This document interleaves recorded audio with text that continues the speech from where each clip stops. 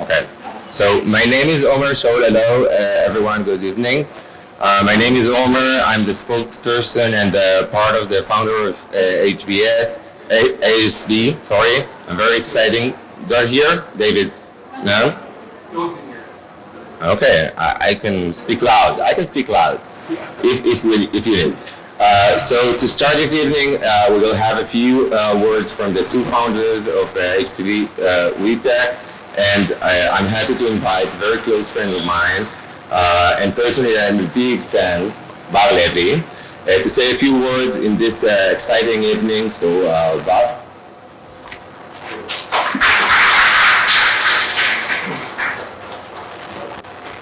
Thank you so much, everyone. It doesn't sound well. Do you hear better now? Is it better? Yeah? Not really, right? Is it better? Okay, perfect. Good. I want to see you all, so I will do it. Okay. We'll get it back, don't worry. So first of all, I must say, I pronounce it HPV WPAC. You can pronounce it however you want, so feel free. We haven't figured out the name yet, so it's funny we are launching the event today, so just call it however you want. It's all of us. So thank you very much for coming today. I must say that I'm very much excited to be here. My name is Bar Levi. I'm the founder and the CEO of an association called the Bayit Shel Bar, which is the Israeli Women's Cancer Association. We founded this NPO 3.5 years ago. We call it in short HSB, which is easier.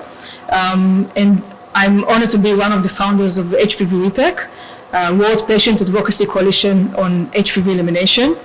I guess you probably ask yourself why we engaged in such an establishment of a coalition which is gender neutral. And indeed, HSB is a women-centered patient advocacy organization. But this idea actually came up when we understood that our job to save women's life in Israel and reach cervical cancer elimination is really hard without including men in our strategy. So that's why we are here. And we all know men are 50% of the population, right? We shall address them. And men, of course, also get infected, and they infect other women. And that's why we cannot overlook men's role in cervical cancer elimination. Many men actually being diagnosed and treated with other HPV-related cancers, and you will hear all about it today. And that's why our narrative, it's HPV WPAC, is about changing the narrative from cervical cancer elimination to HPV elimination. It's right, both for men, both for women, and it's better for the world, in our opinion. So although I guess all of us understands it, when we had this realization at HSB, we tried to look for many study cases in Israel, abroad, and I invite you to think or guess what we found. We found very little things.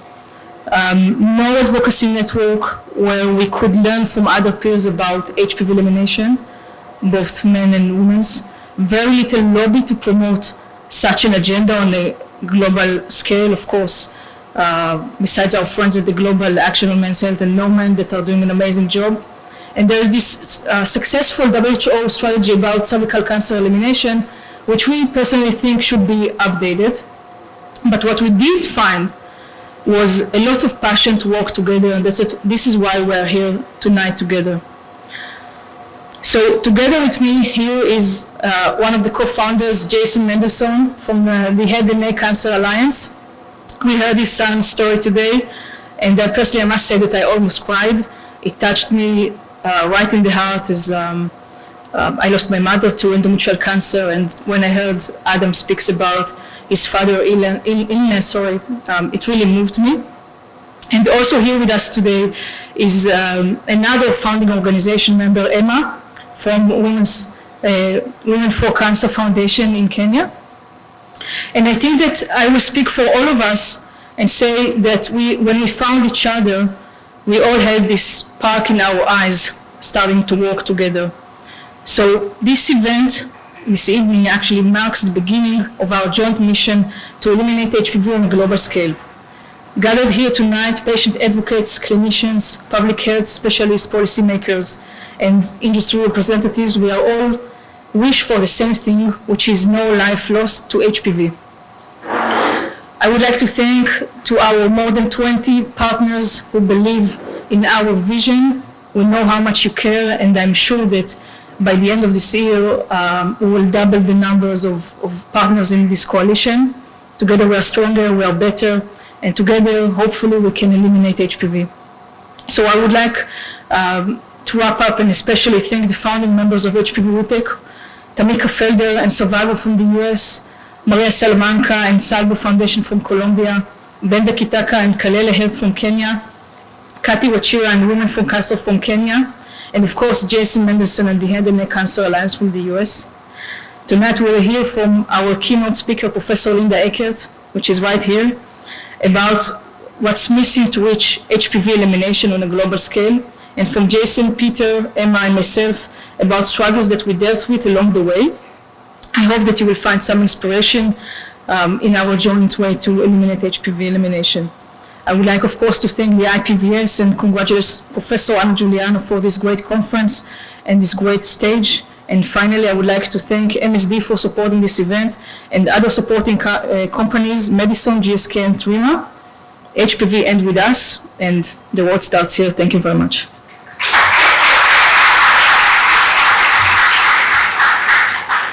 So, thank you, Bar. Now I would like to invite a special speaker. Some of you know him as a HPV Superman. Jason Mendelsohn, please fly to the stage.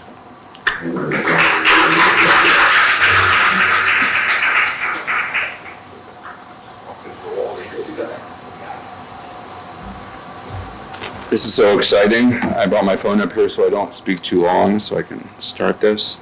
I want to welcome everybody here, and as I was preparing to just address you for a minute or two this evening, looking at my son here who spoke earlier, I'll try not to get choked up. I will tell you that it's quite humbling to be in this room. Many of you I know from just probably 10 years of cancer advocacy work, and you are crushing it. And so it's really just a very humbling experience to be standing in front of all of you presenting to you. So I really appreciate the opportunity to do that today, because everyone is doing so much work to make change, positive change, for the idea of eliminating HPV-related cancers worldwide. Prevention and education, I have a few notes here just so I make sure I don't just become long-winded. We are all doing our jobs to provide education worldwide regarding prevention and really just total education. When I was diagnosed 11 years ago, my dad's a doctor, and I had literally never heard of anything other than HPV-related cancer that was dealing with cervical cancer. Had never used the three letters HPV together in a sentence before. It just wasn't something I really thought about. And I've become quite educated from all of you in the room and just learning about how we can eliminate these cancers through education, through prevention, and eliminate the stigma as well. And so obviously those of us in the room are fully committed to doing this. When Bar brought this idea and we were talking about this organization forming, I could not have been more thrilled. My goal has been for a long time to have my cancer story shared in as many languages as possible on all 7 continents to save lives worldwide. It's my thing. And so just being able to work with each of you to have all of you in the room today is really quite an honor. So let me make sure I didn't miss anything. I know that was quick, but okay, so most of you have probably heard this already, but I made videos to my kids saying goodbye 11 years ago. It's what drives me. And so I know that through this organization, we can actually stop other parents from ever having to make videos to their kids saying goodbye. And so once again, like Bar said, I appreciate everyone being here, looking forward to this organization taking off, having other organizations join us, because we all know people that aren't in the room that can make this even bigger and better to do great things. So again, thank you for being here. We're really excited about the future. And all of you, I appreciate all that you've given to me to allow me to be able to do this and really with passion to just make the world cancer-free from HPV-related cancer. So thank you again.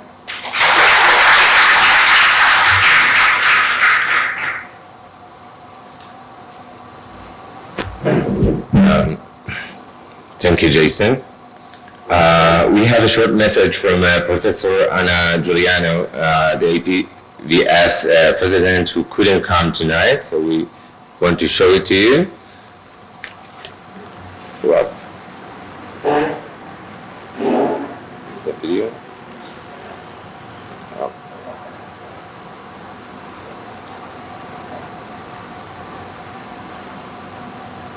Well.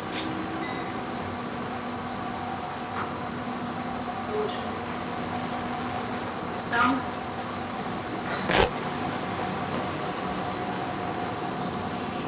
It will take a sec.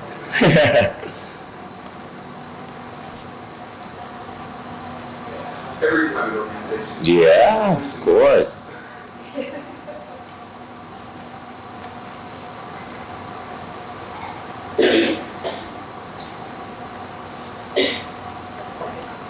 It's great. Welcome to IPVS Bangkok 2025, and welcome to the HPV World Patient Advocacy Coalition for HPV Elimination. I'm very excited to welcome all of you to the conference, and especially to this side event that Art Levy has put together. She has worked tirelessly for the past year to organize a series of different events, culminating with this one in Bangkok. And what she has done is to gather a really wonderful panel of speakers. You're going to be hearing people who have different perspectives in terms of what it's going to take to eliminate HPV-related cancers, starting with cervical cancer. And you notice that I need a point to say multiple cancers, because HPV does cause 6 cancers in men and women. And for us to really achieve a worldwide goal of a world without HPV, it's going to require both men and women actively engaging to make sure that everyone knows what they can do to prevent these infections and actually takes part in that. And so with that, I look forward to the outcome of this side event and hearing what the culmination of the discussions have been and the action plan moving forward. With that, I thank you all for being here and participating actively in IPVC 2025 and actively participating in this side event for HPV elimination. Thank you.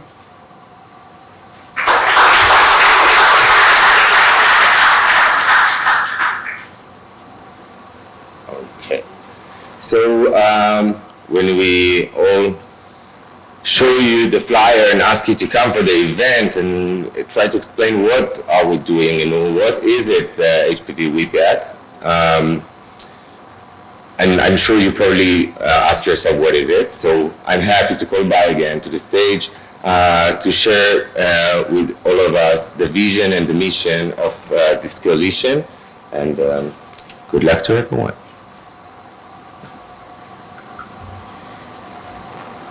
Okay, so I'll make it quick because I know we are all hungry and waiting for dinner.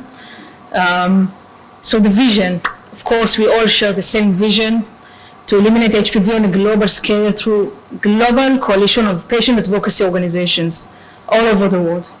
And the mission that we put together for this coalition is that together all of us will spark a bold action. Is it only me that the sound is, it's fine? Yeah, okay.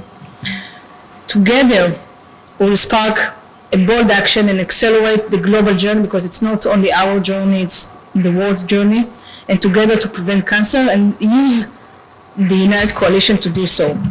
And few pillars of the coalitions are to allow peer-to-peer learning, the things that we were missing in our journey to eliminate HPV in Israel, and to allow the collaboration all together, and you will see our plans for next year, what are we planning to do to allow that.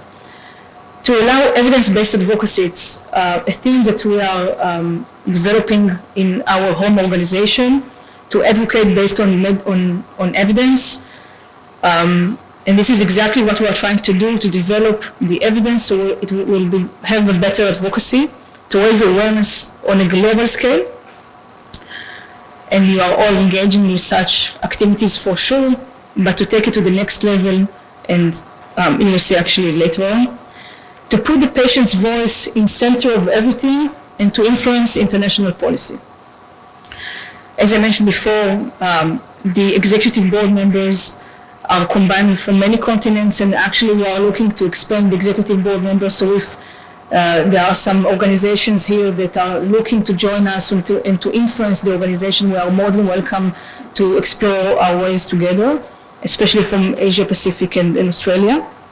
And we have more than 20 partners, organization partners.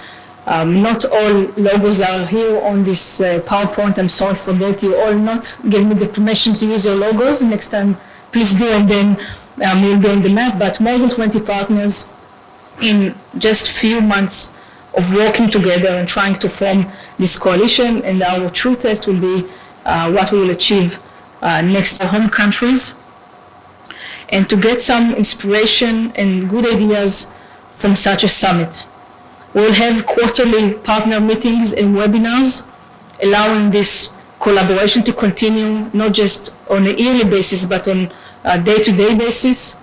And we've started just today a Facebook group to allow all of us communicate whenever we want. I'll put a QR at the end, please do join. And another thing that we will be doing next year is to form a podcast, an international podcast, where we all be able to share our patient advocacy stories and to inspire others from things that are relevant right here and right now. Evidence-based advocacy, what do we mean? Our intentions are to initiate an international study to understand the barriers that us patient advocates experience on our way to influence to reach HPV elimination. Once we will understand what are the barriers globally, and if we have some shared barriers, maybe we will be more successful in addressing it as a group.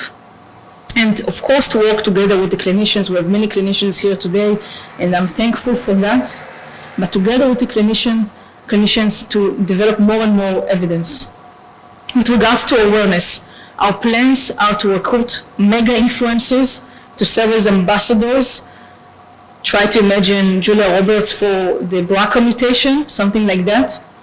And to use those ambassadors to raise awareness on a daily basis, not just around January or March. Incorporating patients' voice. We know how important it is. Professor Eckert will speak all about it in the next talk. But we want to incorporate those voices in policymaking and clinical decision-making. For example, guidance committees and clinical societies.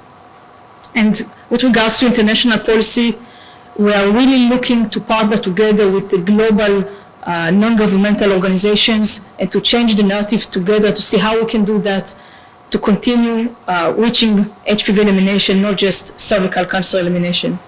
So those are our goals for 2026. I know it's really briefly, it's not in depth enough, but we are here afterwards. I'm available. Please do come and speak with me about anything if you liked it or if you're not. We are willing to hear your thoughts and to adapt according to what is important for all of us. So just a quick reminder, let's partner together and eliminate HPV, because HPV will end with us. And of course, please do join us. The central QR is if you would like to collaborate together. It's a form that will allow you to contact directly with us. The Facebook group is on the right, and on the left, the LinkedIn page. Thank you very much.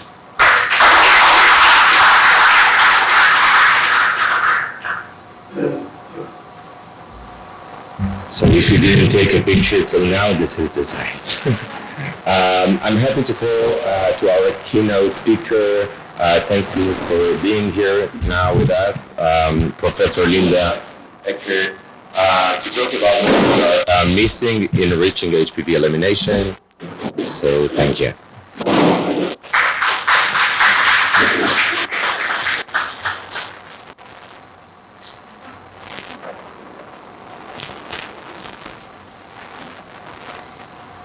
Well, I like to see people, and I'm kind of short, so I am going to try to stand on this. But can you hear me? Am I too far from the mic?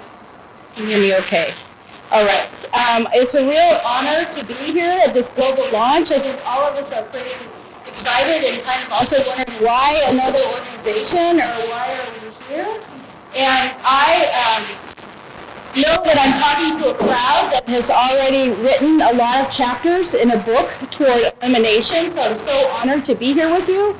But I do want to say that just to put together an event like this, I think we need to really think about how much planning, connecting, and communicating goes behind just getting the people in this room. And I think it's clear that Bar is a force of nature, and that I am really excited to follow on this journey and see where we can go together. So thank you. Thank you.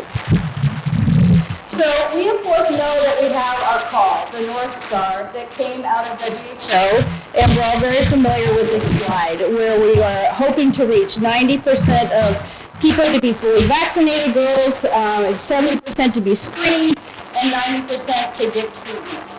And that is what I would say is our call. One of the whys is economics. This is a picture that we see a lot. The woman in the yellow is Millicent. Millicent is a stage 4B cervical cancer survivor from Kenya. I met her 2.5 years ago. She was diagnosed about 5 years ago, and for those of you who know the survival statistics of stage 4B cervical cancer, it is an amazing miracle that she is with us, and she has put her life to use. This is her daughter, who was the first girl to get the HPV vaccine in Kenya. So I think it's really helpful to know who the faces are on this brochure and slide that we always see. I also think it's really helpful to realize that saving lives from cervical cancer is really cost effective. We know that the WHO did studies on that. They found that every dollar in screening would save $3.20, and then if you add in all the unpaid labor that we know females do in cultures and societies, it's a 26-to-1 return, which is an amazing public health investment. And I think one of the selling points why so many countries joined into this. So it's value for money, it's also value for society. We talked about this morning, and Pakistan was talking about, the societal well-being. This is another why of why we're here. This was a study done in 2020 that looked at the number of orphans that would come from cervical cancer, and we found over 200,000. And what we know is that when you lose the maternal unit in a family, you get all of these complications essentially in how kids grow up. You have increased anxiety, they marry younger, they don't have good health indicators. And really when I think about, I'm talking about cervical cancer here, but we're needing to think of it as a societal disease, not as a disease that just strikes individuals with cervix. It really impacts our societies when you take these women away from their families and from their jobs.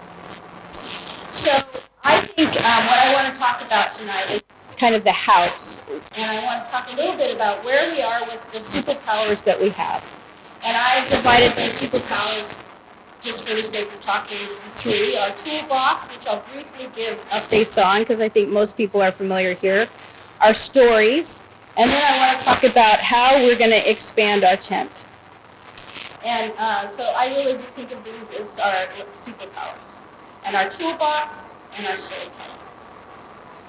Okay, so of course we know that the primary prevention technique we use is HPV vaccine. And I do think we should step back and celebrate the successes of it. I think it's really important to do that. This is an incredible vaccine, we all know that. But I do remember when I was in my training, and we didn't even know that cervical cancer was caused by HPV. I was taught it was caused by either herpes or chlamydia, or we didn't know. And here we are now with a vaccine that has allowed some countries, like Australia, to be approaching elimination. And I mean, when in science and medicine do you have changes like that in a single generation? It's just crazy. And so it's really exciting what's happening with the use of the HPV vaccine, but we have to speak to the elephants in the room.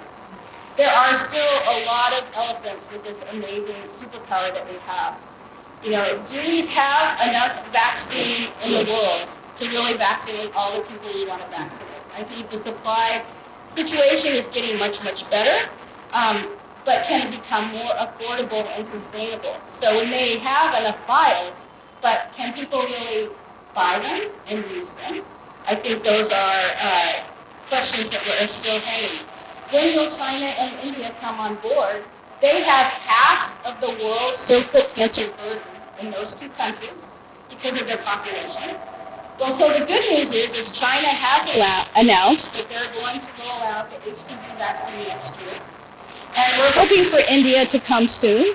But just those two countries alone, if they roll out the vaccine, will be an immense step toward elimination.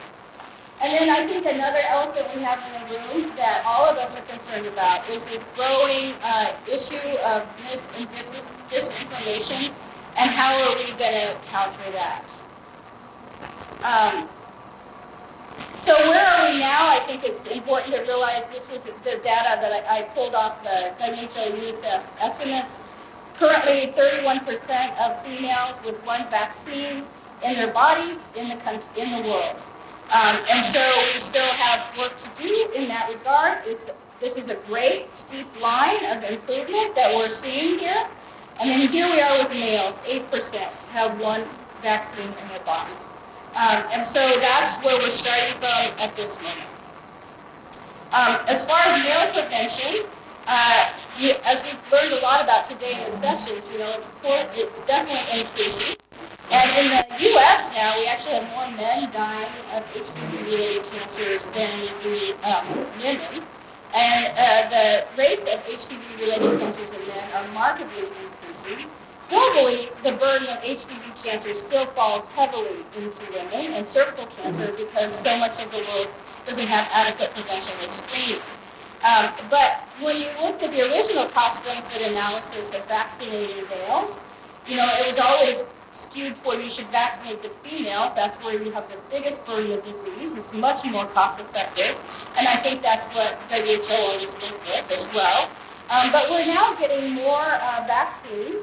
Hopefully, as we get more vaccine, we'll get lower prices. And as we look at the cost-effectiveness, it's becoming much more equal in the big picture. We also, though, still have trouble screening for head and neck cancers. There is good studies that have shown that the oral examinations do pick up precancer and cancer earlier and lead to better success rates, and that's been shown in randomized trials in several countries. But we really don't have the equivalent of a pap smear test for the head and neck cancers. One thing I do want to talk about in primary prevention that I think doesn't get that much press globally is male circumcision. There's been several studies that have shown that circumcised men, they pass HPV less readily, and it can be protected against cervical cancer. There's all these studies that are over here show that it's protective. If it crosses this line, it's not protective. But I think we're not really talking about male circumcision. We talked about it to prevent HIV. We don't really talk about it to prevent HPV, and I wonder why. There was a modeling study done for Tanzania that looked at male circumcision that showed that because males, we know that women with HIV do worse with cervical cancer, and they also catch it more easily, 6 times more. And so if you do male circumcision, you actually can prevent a lot of deaths. And this study showed that by 2070, if they had voluntary male circumcision, it would lower the Tanzanian mortality rates by 28% with just that one intervention. So I think that's a well-kept secret. What about condom use? Dr. Weiner, who did this study in 2006, is sitting in this room, but I think it's still an effective method that in many parts of the world is still the only method they have. You know, they don't have the vaccine, they don't have screening, and condoms are what they have. So it helps. And then where are we now in secondary prevention or screening? This is a map of ever in your lifetime, like women aged 30 to 49 who've ever been screened just one time in their lives for cervical cancer. And the orange is bad. Orange is 0 to 9% or 10 to 19%. And you can see there's vast portions of the world, huge populations, where there really isn't secondary prevention going on. And so that's, of course, helps explain the map where we see the global inequities. So that's another secondary prevention method that is still needs a lot of work. What would help with that? Well, I think true point of care, which means to me that a person comes in, a woman, collects an HPV sample, and while she's there waiting, you can run the sample, you can tell her the results, and you can test for the highest HPV types, and then you can actually offer treatment before she leaves. Because we know what it's like to get to the clinic, even in high resource settings. We know how long and expensive it can be to go for a visit. We know finding childcare is difficult and people missing work is difficult. So I really feel like this is the holy grail that we're waiting on. And I was talking to a person today from the Gates Foundation who was just letting me know, and there's a session on this tomorrow, that we may be getting a few years away from a true point of care test, which would be just amazing. It's also amazing that these can be self-collected now, and that's rolling out more and more, which is great, because if you think that a speculum, even the cheapest speculum is $5 to $10, and then you need a light, and then you need somebody who knows how to put the speculum in, and then you need to be able to process that sample. And all of those, if you've ever worked in low-resource settings, are incredible obstacles to overcome. So if a person can do a self-collection and then get the results right there and then, that's amazing. But you could also collect the swabs, keep track of the person, do centralized processing, and then get in touch with them. But again, I am a big fan of self-collection, but one thing I have to recognize is we still need infrastructure for that, right? You have to track that result, you have to get a hold of that person, you have to get them back if they need more to come back, and you have to have the treatment to offer them. And so these are all things that we're continuing to work on. There's good news, and we're going to hear about this again tomorrow. Using AI assistance on cell phones or cameras to help with visual diagnosis. There's been a lot of field testing going on for that. And we're continuing to look for better treatment options, especially in women with HIV. And so there's some funding and treatment studies going on that way. So these are all things I think that are going to improve our toolbox. Tertiary prevention, which is the idea of treating cancer once you have it so that you don't die from it. I won't talk about this too much, other than to say, even if you're at stage 3, there are good cure rates. These are the treatments that are listed. But I would say that treating cervical cancer causes immense burden to women. Almost always there's fertility. Often there's side effects from radiation. When you put radiation in the vagina, it does not make the vagina happy. I have a complex vaginitis practice where I see the women who have had the radiation. I can tell you it creates lifelong problems. And of course, can have bladder complications, bowel complications, premature menopause. So obviously, we are here because we believe in prevention. But the other thing I just want to say is access. There was a time, for instance, in countries that I know of, where the radiation machine was broken for 18 months, and there was no radiation in the country. When I worked in Namibia, they had radiation, but no surgeon that could do a radical hysterectomy. When I worked in Malawi, they didn't even have radiation, but they had 6 people that could do surgery as needed for cancer in that whole country. So I think when you think about tertiary prevention, access is a huge, huge challenge. Okay, so now I'm going to shift gears a little bit. I'm going to talk about something else in our toolbox, which is our stories. And I think that it's standard advice for any doctor that's talking to a patient or advocating to talk about stories. They change how people feel about issues. They can feel impersonal. They really matter. And one of the things I want to talk about is each of our own stories matter. And I think it's really one of our superpowers. So leading into my story, well, this has been a growing experience for me. I am a person who collected data, did studies, wrote peer-reviewed papers, gave lectures, wrote chapters for books, and all of those things are really, really important. But what I came to realize, and I was sitting in 2018 in a WHO conference room looking around at all these amazing scientists and people who were getting ready to think about what we needed for the elimination effort, and I looked around and I said, where are the women? Where are the women who are impacted by this disease? They aren't at this table. And we need their stories to center this movement. And then I went home to my hotel room, and I got this crazy idea. I was like, I have to write a book. I have to write a book where I collect stories from women around the world to humanize these women, to destigmatize them, to make sure everybody knows it can happen to anybody.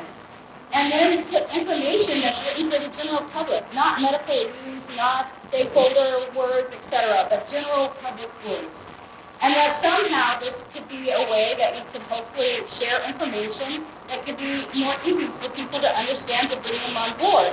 I've worked in all of these countries. I've seen cervical cancer everywhere I've gone. And I thought, maybe we need to try to get the messages out there. So this was my book. It was called Enough because we can stop cervical cancer. It came out last year. And one of the things I learned in writing this book was about telling other women's stories, and I was so honored that they would share them with me. But then I went to this MOF bookshop. How many people have heard of MOF? So MOF is a US-based, although they do global work, storytelling organizations. And their whole idea is to say that stories have power, just like we're all saying here. And so I was really privileged that I got to go to this MOF workshop in 2023 to talk about storytelling. And I thought, this is going to be great. My book's about to come out. I have all these stories of people I want to be telling. But no, MOF is like, you need to own your story. This is not about these people's stories. This is about your story. And so that was a really pivotal moment for me to realize that, you know what, we all have stories and we can be sharing our experiences. So what happens? You know, storytelling influences policy, can shift public opinion in ways that we don't normally get to. It appeals to values, directly to the emotions of policymakers, helps mobilize action with storytelling campaigns, and most importantly to me, I think it really humanizes data. You can say that a woman dies every 90 seconds of cervical cancer around the world, or that during this event, you know, we're going to lose, about 40 people to cervical cancer? Or you can also tell the story of what it's like to be treated for cervical cancer, or to lose your mother, or etc. So I think that they just really humanize things and help us to bust the stigma. I also think storytelling can change us. And that is something that I feel has been really personal to me. For one thing, if you're listening to stories and talking to other people, it really promotes a sense of curiosity. If you're thinking about your own story, how are you going to relate why you're in cancer advocacy, you have to really think about, well, what's the message I want to tell? Or how am I going to distill this? Or what can I learn about myself and why I'm here, or why these other people are here? And it also allows us a voice to talk about something profound that has really shaped our lives. You know, certainly when cervical cancer survivors tell their stories, or family members, that's so profound. I'm an OB, I'm an obstetrician. Everybody you meet wants to tell you their labor story, because after all, it's one of the, you know, they didn't have that many of them, most of us, and it's such a profound, life-changing experience. So we all relate to stories, and listening can really change us. One of the other things about storytelling that I'll just raise that I've been dealing with, and especially since my book came out, is, you know, how big of a stage for a story? Well, I wrote a book because I wanted a big stage, and most of us are here in the room because we want a big stage. But what I've learned is that actually the small stages can be really, really meaningful.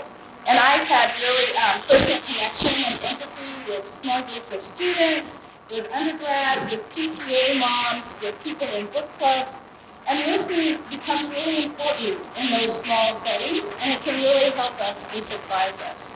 And so I invite us all to be open to whatever the size of stage is that we've been granted, and that might just be one person.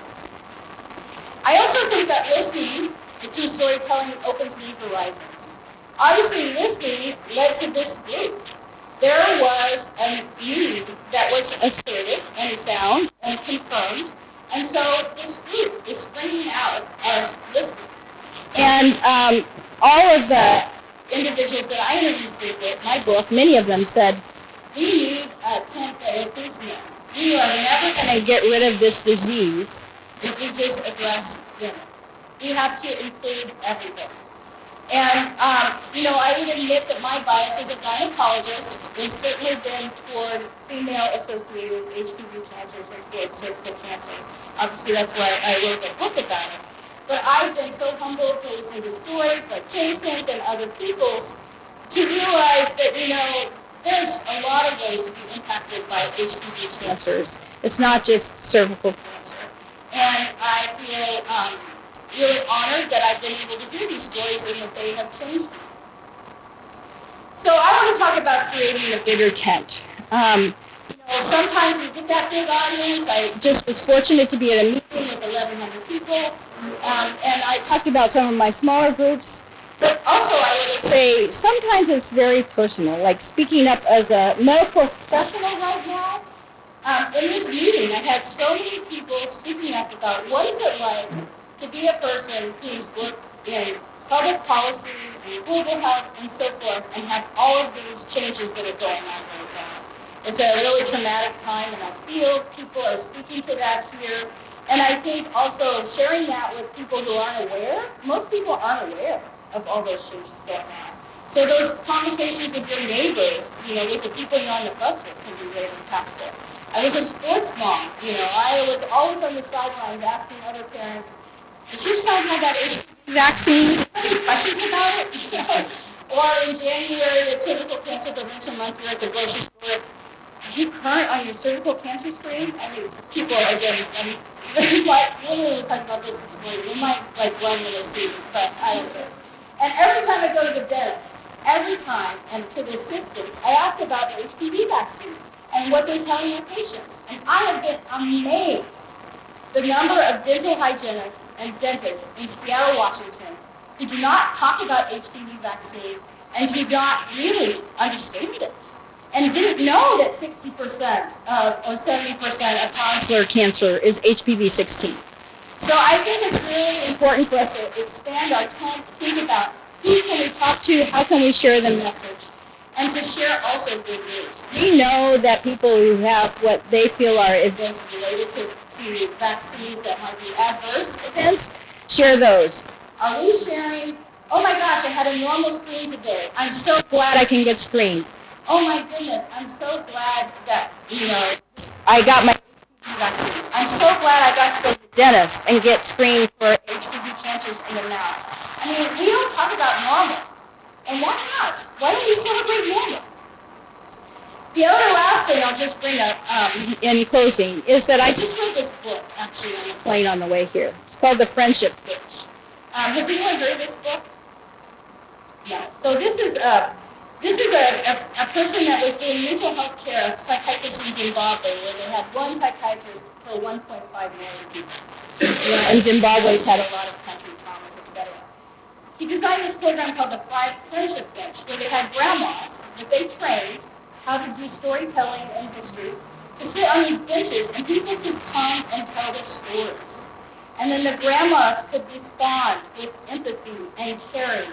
And they did this randomized cluster-controlled trial and showed, and it was published in JAMA, which is a really good journal, it showed long-lasting positive impact just from having trained listeners sit and listen to a story and then help get people triaged and into support group. And totally is revolutionizing the idea of how to do mental health care. There's now friendship benches in New York City, there's in New Orleans, they're all over Africa, and it's a really cool story. But he found that offering the space for storytelling and empathy really can create change and a path toward healing. And so I would ask us to say, as I was reading this, who are our grandmothers? Who are our grandmothers for HPV cancer that can be offering listening ears? Maybe they are grandmothers. Maybe grandmothers would be willing to talk about how good this vaccine is, and now their grandchild doesn't have to worry about 6 cancers. You know, maybe they're patients and parents, and maybe they are the dentists, and we can do it more. And so I just feel like expanding the tent and thinking about how we can get others more passionate about messages is something that I'm really intrigued with right now. These are the women who shared their stories with me. I always like to show this whenever I give a talk, and I'm forever indebted to people who would give their cervical cancer vulnerable story to a stranger that they didn't know, and trust me to say it can end up in a book. I think that's an amazing statement of how strongly they want other people not to suffer from cervical cancer, that they were willing to be that vulnerable. And they are, I consider, my tent mates. And so as I think about now where I am in my career, I think data and science is really important. I think advocacy and stories are really important. And I'm hoping that the blending of the two more and more is the really sweet spot for where we get change. That was indeed why I tried to write my book, to get to that sweet spot. And I think that's one of the reasons why we're all here. And I'll just close and say thank you for having me. And here we go. We're on this new adventure. Let's go for it.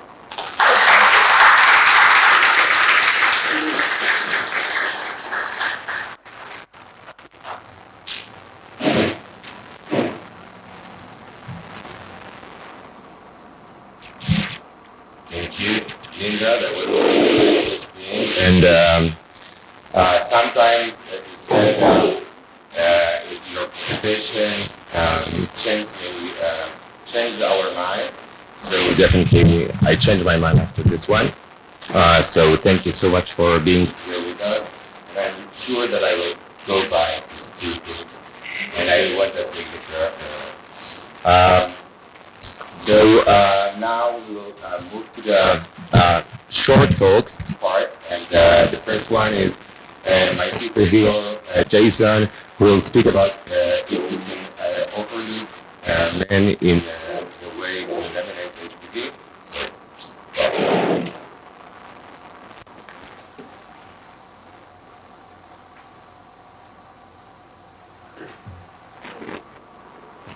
no.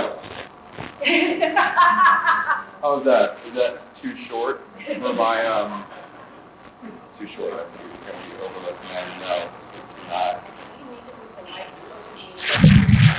How's that? I was the kid that got kicked out of nursery school for talking during nap time. I've never been told I was quiet. So it's interesting. Anyway, my talk is actually going to be a little shorter because I spoke a little longer earlier. But I was asked when Bar and I were speaking regarding why men, can we overlook men? Obviously, the answer is no to me. I mean, I'm the one, and I mentioned it earlier, that when I was diagnosed 11 years ago, I literally never heard of oropharyngeal cancer. In fact, for several weeks before I was going to actually speak for the first time, I had to practice saying oropharyngeal cancer, and I just literally never heard of it. So I was asked, we were talking about the stigma associated with the cancer. So when I decided I was going to go public, can you hear me okay? I know there's some static. I could talk without it, probably. So when I was going to go public with my story, and I started talking to people, a friend of my wife said, why isn't he ashamed? Literally asked my wife, why isn't your husband ashamed? And I've known my wife since I was a little kid. Adam, you may not know the story. I've known my wife a long time. I mean, he knows that part, just not the ashamed part. And I am probably different than most guys in that it never crossed my mind to be ashamed. Like, didn't even cross my mind. They said, you have HPV, related tonsil cancer. I'm like, what is that? They told me. I did my research and I found out that most people had it, and I thought, I'm going to go public. And that was kind of the short story of that. And so as I started dealing with people over the years, I then began to realize how much stigma, and we talk about it all the time, right? What is the stigma? And it's very clear that a lot of men have a real problem speaking about this openly, even with their own families.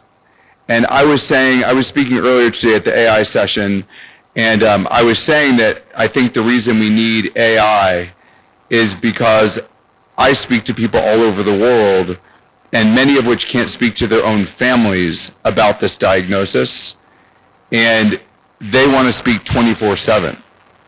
And so we were talking about conversational AI and holographic technology and being able to share stories with empathy to be able to reach people 24/7. And I do think if we go from, outside of just not overlooking men, but how to reach people on a global scale, that AI, I'll say it again, conversational AI, are most of you familiar with AI? Okay, I was not that familiar, to be honest with you, up until like last 6 to 12 months. So conversational AI, holographic technology with empathy to reach people 24/7, in my opinion, is the way that we can reach more people worldwide, men specifically, women as well, but men specifically. And that would be critical in reaching men on a global scale. So that was quick. Hopefully interesting. Everyone seems to be happy, so that's good. And is that okay? Am I too quick?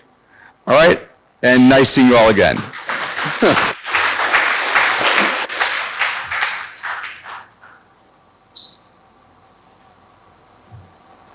So thank you, Jason.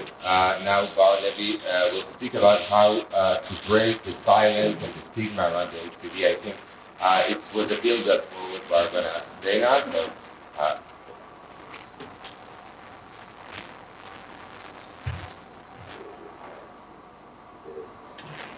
Can I have another microphone? Try. Is it better?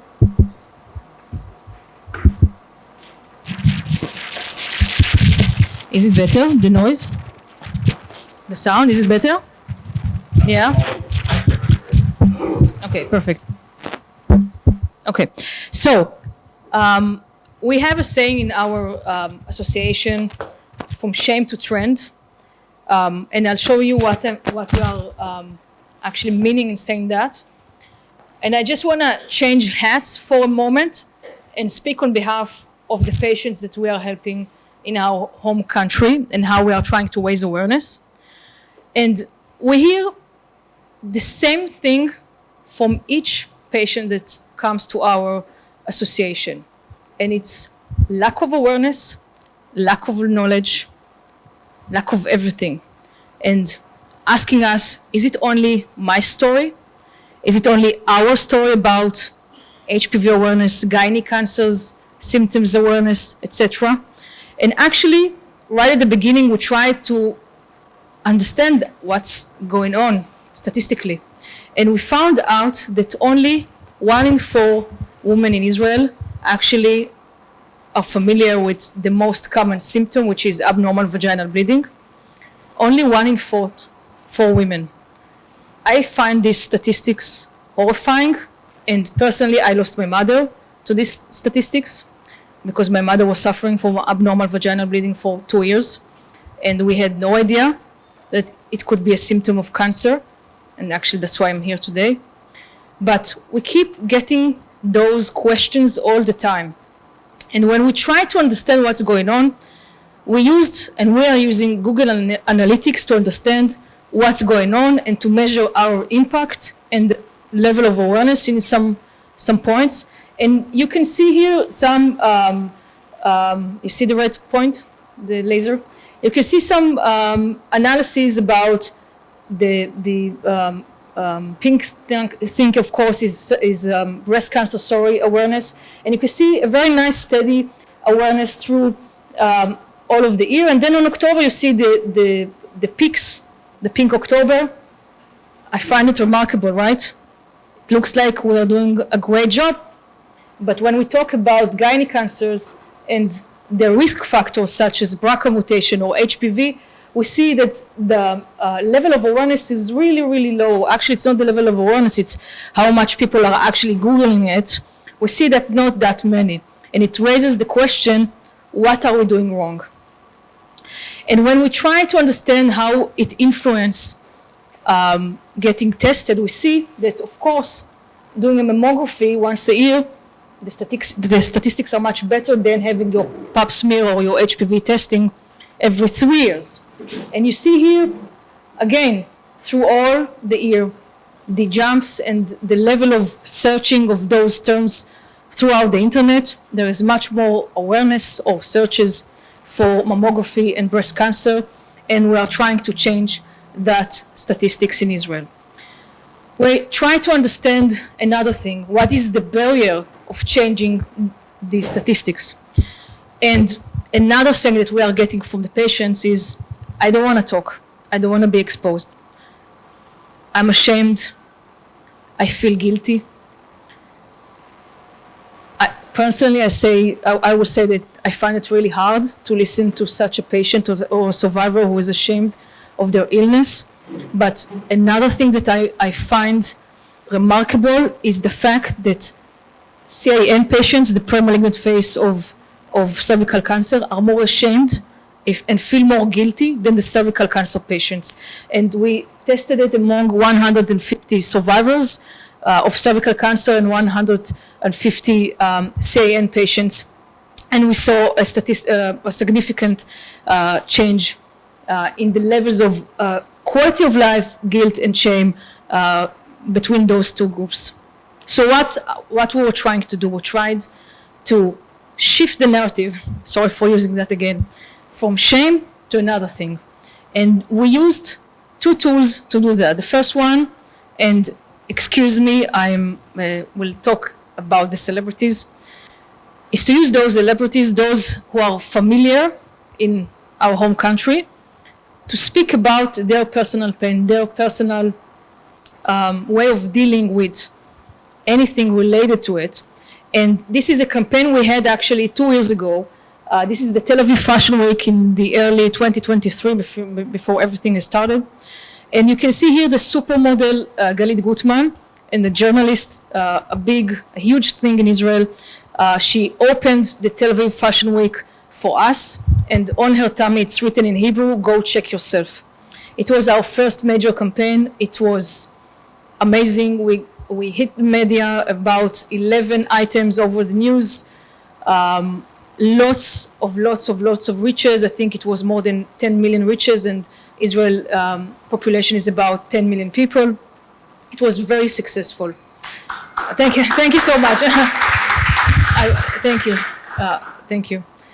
And we tried to leverage that and use other stories of celebrities speaking about their personal pain or personal experience with HPV or getting tested, for example. And we saw that using things that we are all listening to all the time, Instagram, TikTok, podcasts, were remarkably successful. I must say that personally, I didn't think it would be successful. And we spent tons of money about that.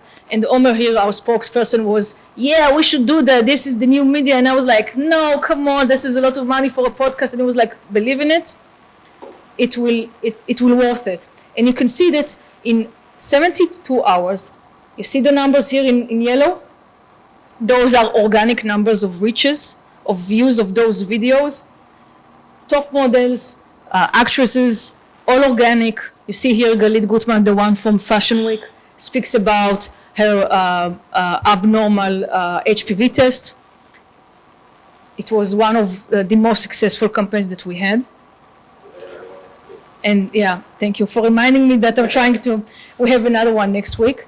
And we of course use the patient testimonials to try to get to the public on a different angle. So they see familiar faces, but they also see people that they can relate to. And many of our patients of the association have shared their story It was remarkably successful, and just combining the two of it together was a very successful method for us trying to raise awareness. So how do we how do we measure the impact? Sorry, it was switched somehow. How do we measure the impact of our work? I'll share with you a few things. So the first of all is, of course, using Google Analytics to see the peaks during our awareness campaigns. So this is the Fashion Week, and those are other campaigns that we had. And we don't have the updated one of the podcast, but it was much more successful even than the Fashion Week. And another way that myself I'm measuring our impact is to see how much the government spends about gynae cancers. Unfortunately, up until a few years ago, the government has spent nothing, you see here, up until 2019, about nothing on drugs for gynae cancers. And thank God, expanding the talks about it, raising awareness is not only good for public health, but it's also good for the patient themselves. You can see that there is a dramatic increase in the spend over drugs for gynae cancers in the last 3 years. With that, I will end and say that the true success of those campaigns were the fact that other celebrities felt comfortable sharing their stories. And you can see here six major celebrities sharing the story about their gynae checkups, about their pap smear tests, about the one who was diagnosed with ovarian cancer and told everyone. Something we are really proud of. Of course, we are not happy that they are ill or not, but we are happy that the conversation is getting started. Thank you very much.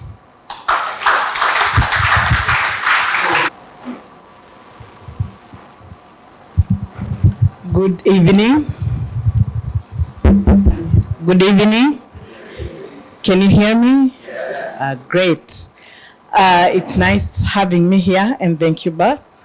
I'm representing a region that is different from maybe the presentation that we've had. And we are talking of access to prevention, to access to services of HPV prevention, and from the communities that may be vulnerable, and not talking about geopolitical aspects of HPV elimination, and promoting health in remote communities. What are we talking about? Which communities are we talking about? If we look at viewing the burden of HPV, where is it greatest?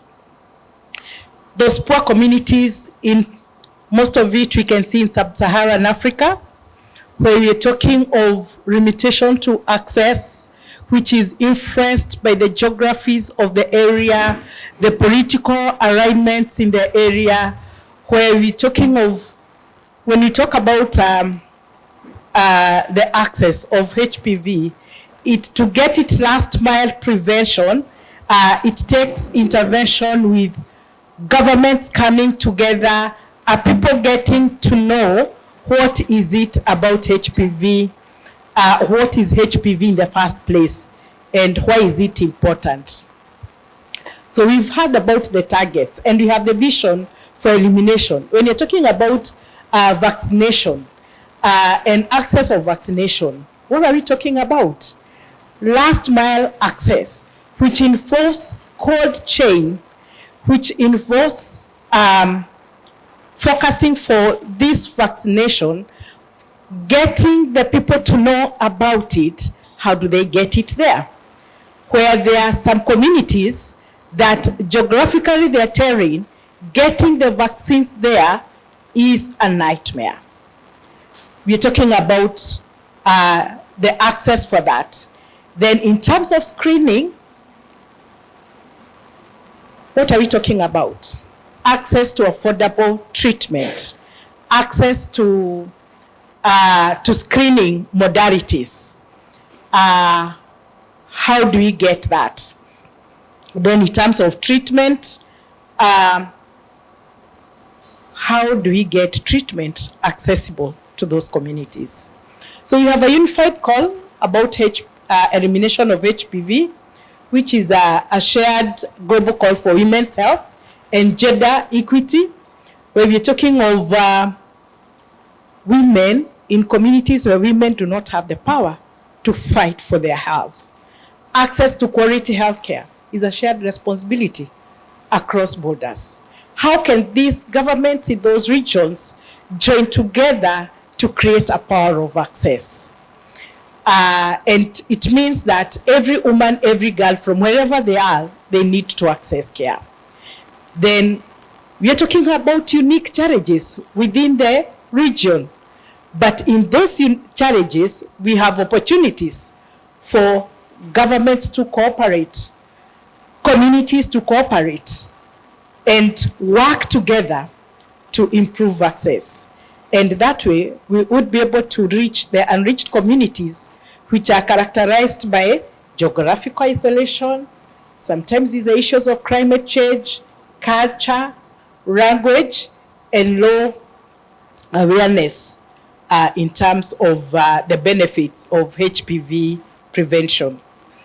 So in terms of policy implementation, what does it call for in that geopolitical environment? Having national cancer control programs. This means the implementation plans are tight from political changes. So when one government is changing to another, if we have a national cancer control plan, then that will be implemented. Then financial support for domestic and global level, coming together in the health financing, adoption of public-private partnerships for continuity of interventions. And this is what will help us to go beyond the inaccess in terms of government, in terms of the geographical alignments. Then digitalize registries to enhance evidence-based planning, align regional cancer control frameworks to present a united voice globally to improve access and speak about elimination. What to do? HPV prevention prevents equity for health. Where you're talking about access of HPV prevention, irrespective of location, where every girl, every woman matters in terms of that. I've talked about last mile in supply chain and manufacturing. And this is, again, expanding patents beyond closed borders that we could expand to localization and also in the markets of those countries. And then ensure that we have skilled workforce to respond to prevention and enhanced partnership and collaborations, where we are saying countries sharing their tools, their data, their expertise, then we are able to expand access to HPV prevention. And that is how we'll be able to reach the unreached. Thank you. The opportunities that we have: one, engage local communities, frame messages that with the values of communities, because this is one great hindrance because of the rich cultural values. Then overcome stigma over gender. We are talking about a girl, and we are coming from a situation where we know vaccination is for the under 5s. So when we bring it to the girl of 10 to 14 in our cultural context, the men become suspicious. Why are we coming at this age? Not for and we think then it is integrated with family planning, and there it brings a lot of issues. What opportunities do we have in those terrains that we can't get? Can we be innovative? Use drones to bring about preventive medicines, mobile clinics, using solar where we cannot access power to access HPV elimination. And with the support of that, then we will be able to walk the journey of HPV elimination. Thank you.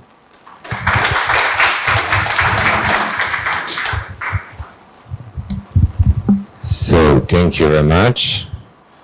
Our last speaker will be Peter, that will share his insight about how to run an international coalition successfully.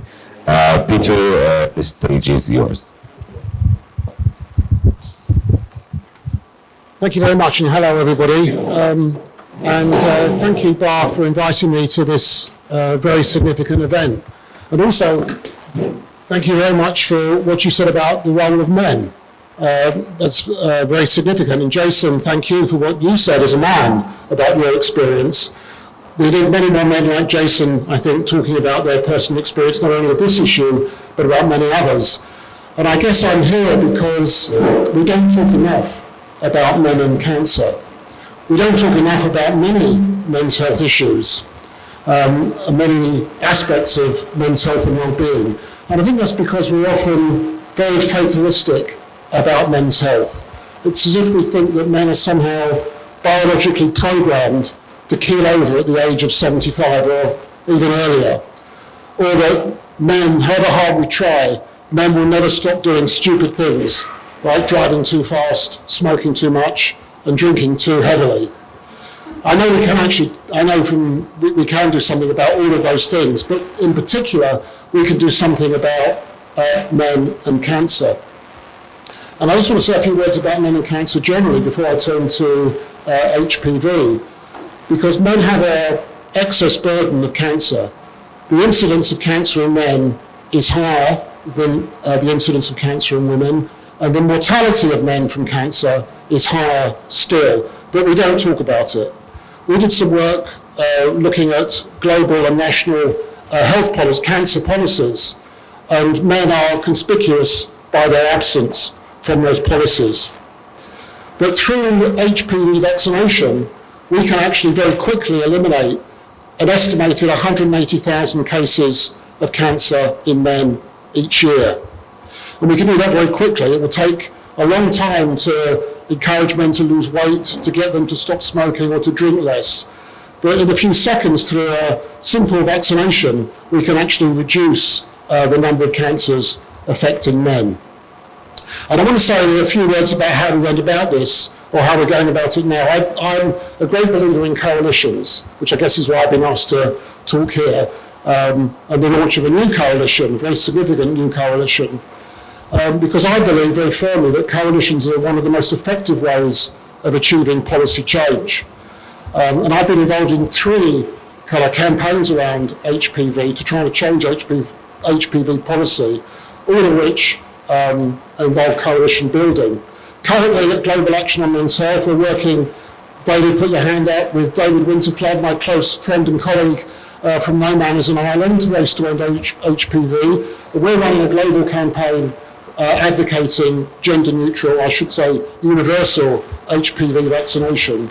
And we're doing that by reaching out for the support of other organisations who share our commitment to this issue. And anybody here whose organisation has not signed up to support our call for action, please talk to us, because we'll be delighted to have you on board. I've also worked in, that's the global stuff I'm doing now, but previously I worked in Europe, very closely with the European Cancer Organisation, and there also we built up a network of over 50 or 60, I can't remember the exact number, I think it's about 60 organisations with a commitment to tackling HPV in both men and women. But I want to focus on the work where I got involved in this right at the beginning, which is in the UK, where David and I and a few other people set up a campaign called HPV Action to try and make the case to persuade the UK government to change its policy and to start vaccinating boys as well as girls. This is going back to 2012, 2013. And it took a long time, but we actually, by 2019, were ultimately successful, and boys are now vaccinated alongside girls in the UK. And that didn't happen by accident. It's not that the government suddenly decided out of the goodness of its heart that boys should be vaccinated as well. It took a lot of work to actually get to that point. And a lot of that work was actually done by a coalition of eventually over 50 organisations which shared our objective. And just some key things that we did as a group was, first of all, we had a diverse and large membership, 50 organisations, but they were very diverse. They weren't just cancer charities. They were professional associations, dentists, people involved in public health, other men's health organisations, gay men's organisations. The broadest range, we even had trade unions involved. A teacher's trade union got involved as well. I think what was also central to our success is that we had a single goal. We were very focused on what we wanted to achieve. It was very easy to set a whole load of ambitious and perhaps unachievable goals, but by making the case over and over again about one particular goal, I think that made us much more effective. We worked hard to influence the scientific debate. Back then, going back over 10 years, there was a lot more scepticism than there is now about the value of eliminating HPV in boys as well as girls. And we had to work very hard to persuade the scientific community and professional associations of doctors, dentists and so on that this was the right thing to do. Critical to what we did was engaging politicians. And I spent more time than I probably wanted to going around Parliament talking to politicians from all parties, trying to get them on board. And I think one of the critical things was that we actually had political support across the spectrum. In fact, there wasn't a single political party represented in Parliament that didn't actually have members who supported our cause. We involved the media, and we were lucky enough to have one of the largest circulation Sunday newspapers get behind our campaign. And for week after week, they published stories about HPV and the risks to both men and women. And what was also critical about those newspaper stories is that they focused on lived experience. So like Jason's story, we had men who were willing to speak up. There weren't many of them, but there were some who spoke up and told their stories. And that was hugely influential, because you can have the best science, the best research in the world, but without people's stories, without that emotional appeal, it's much harder to actually cut through and get change. So those are my top tips, 5 or 6 top tips about how a coalition can be built, how it can work, and how it can ultimately be effective. And I hope the experience that we had in the UK, and also later in Europe, and now what we're beginning to have globally, will give all of us the confidence to actually move forward and achieve the change that we all want to see. Thank you very much. So thank you, Peter. As a man, I thank you for put all this important issue in the front and give it a place. So our amazing speaker will be happy to bring you a place for a question upstairs. I think we're gonna go there and have a nice dinner and nice time again in the rooftop. So see you then, and thank you very much.